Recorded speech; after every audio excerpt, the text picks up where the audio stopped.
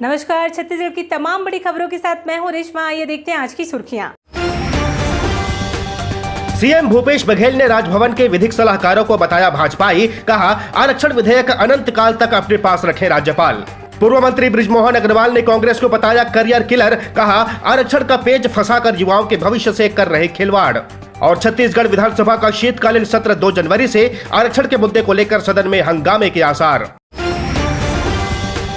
मुख्यमंत्री भूपेश बघेल ने एक बार फिर राजभवन के विधिक सलाहकार और प्रदेश के राज्यपाल को लेकर बयान दिया है। उन्होंने कहा है कि भाजपा और राजभवन की ओर से जानबूझकर आरक्षण विधेयक अटका रहे हैं। इससे प्रदेश के युवाओं, सामाजिक वर्गों का नुकसान हो रहा है। मुख्यमंत्री भूपेश बघेल ने कहा कि अब तक आरक्षण विधेयक राजभवन से हस्ताक्षर के बाद हमारे पास नहीं आया है। अब राज्यपाल के पास 3 विकल्प हैं, या तो वो विधेयक वापस करे, यदि संतुष्ट नहीं है तो दूसरा कि राष्ट्रपति को भेज दें, या फिर अनंत काल तक अपने पास रखें। जब तक वो राज्यपाल है तब तक रख सकती हैं अपने पास। हमसे जो सवाल पूछे गए थे हम जवाब दे चुके हैं, जबकि वो संवैधानिक नहीं था। मैं पहले 3 ही विकल्प है, या तो बिल वापस कर दे यदि उससे संतुष्ट नहीं है राज्य सरकार को, है ना। दूसरा विकल्प है वो राष्ट्रपति को भेजे। तीसरा विकल्प ये है कि वो अनंत काल तक के रख सकती है, जब तक कि वो राज्यपाल है तब तक रख सकती है। चौथा कोई विकल्प नहीं है। और चौथा विकल्प की तरफ ये प्रश्न जो भेजे रहे हैं, चौथा विकल्प है जो कि संविधान में इस प्रकार की कोई व्यवस्था है ही नहीं, क्योंकि विधानसभा से बड़ा कोई विधिक सलाहकार हो सकता है, कोई भी नहीं हो सकता। मुख्यमंत्री भूपेश बघेल ने कहा कि राज्यपाल को जो जवाब देना था, जानकारी देनी थी, दे दिया गया। अब संतुष्ट होना ही नहीं है तो क्या करें। अब हो सकता है कि दूसरे सवाल पूछेंगे, मतलब उनको वापस करना नहीं है, राष्ट्रपति को भेजना नहीं है, प्रश्न पूछने का बहाना है ताकि लोगों को बता सके कि हमने सवाल पूछा है। पूछ ले, मैं फिर जवाब दूंगा। मेरा सवाल भाजपा के लोगों से भी है कि राज्यपाल को विधेयक पर हस्ताक्षर करने कब कहेंगे। तो जब ये बात हम विधानसभा में बोले हैं, विधानसभा में बात आई है, तो उसके बाद किसी को शक नहीं होना चाहिए। ये विधिक सलाहकार को शक होने लग गया। विधानसभा में जब हमने कहा क्वांटिफाइबल डाटा का आधार पे किया है और सबने माना, तभी तो आरक्षण बिल पारित हुआ जी। अब उसके बाद वो विधिक सलाहकार जो एकात्म पर्सन में बैठता है भारतीय जनता पार्टी के कार्यालय में, उसको विश्वास नहीं है, तो प्रश्न उठा रहे हैं, इसका मतलब वो डिले करना चाहते हैं।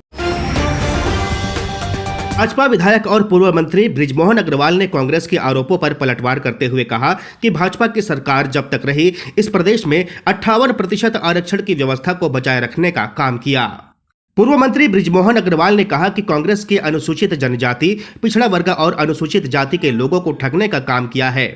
पूरे प्रदेश में लॉ एंड ऑर्डर बर्बाद करने का काम कांग्रेस कर रही है। प्रदेश के युवाओं के भविष्य के साथ खिलवाड़ किया जा रहा है। कांग्रेस प्रदेश के युवाओं के करियर की किलर है। जानबूझकर आरक्षण के पेंच को फंसाया गया है। बृजमोहन अग्रवाल ने कहा कि अब प्रदेश में कांग्रेस सत्ता में है और सत्ता के दल आंदोलन नहीं करते। ये आरक्षण के मसले पर 3 तारीख को आंदोलन करने जा रहे हैं। हम मांग करते हैं कि बीते 4 सालों में कांग्रेस ने 58% आरक्षण की व्यवस्था को बचाए रखने के लिए क्या किया, इसका श्वेत पत्र जारी करें।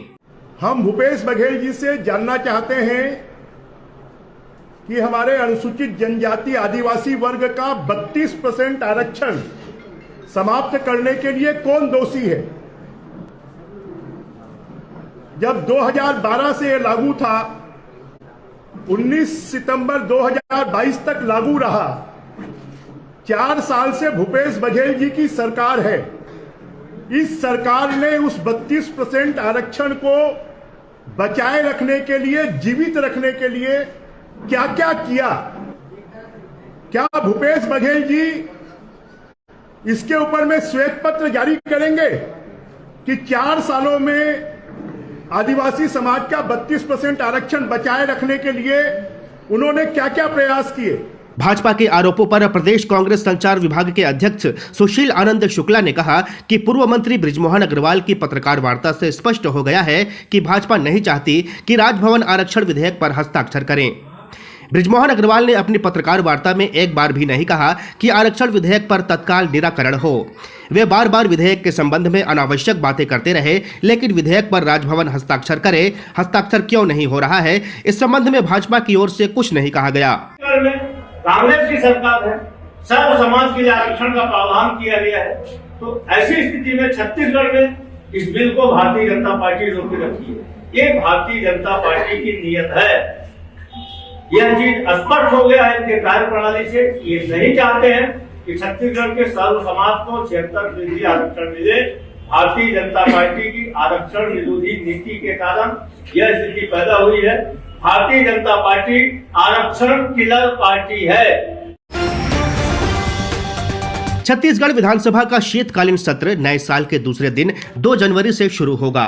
सत्र के पहले दिन भाजपा नियमितीकरण के मुद्दे पर स्थगन प्रस्ताव ला सकती है। इसके अलावा आरक्षण के मुद्दे को लेकर सदन में हंगामे के आसार हैं। छत्तीसगढ़ विधानसभा का शीत सत्र 2 जनवरी से शुरू हो रहा है। नेता प्रतिपक्ष नारायण चंदेल का कहना है कि कांग्रेस सरकार हर मोर्चे पर विफल है। हमारे पास बहुत से मुद्दे हैं जिस पर सरकार से जवाब मांगा जाएगा। इसमें प्रमुख रूप से राज्य में बिगड़ते लॉ एंड ऑर्डर, धान खरीदी में अव्यवस्था के कारण किसानों को हो रही परेशानी, पीएम आवास योजना के तहत गरीबों को मकान न मिलना बड़ा मुद्दा है। शीत सत्र में आरक्षण का मुद्दा भी हंगामे का कारण बनेगा। इस मुद्दे को लेकर भी भाजपा और कांग्रेस के विधायक एक दूसरे को घेरने की कोशिश करेंगे और राज्यपाल द्वारा आरक्षण संशोधन विधेयक पर हस्ताक्षर नहीं होने के लिए एक दूसरे को दोषी ठहराने की कोशिश करेंगे। मुख्यमंत्री भूपेश बघेल ने तो पहले ही इसके लिए भाजपा को दोषी ठहराया है। छत्तीसगढ़ की राजधानी रायपुर के बूढ़ा तालाब धरना प्रदर्शन स्थल में एक बड़ी दुर्घटना टल गई।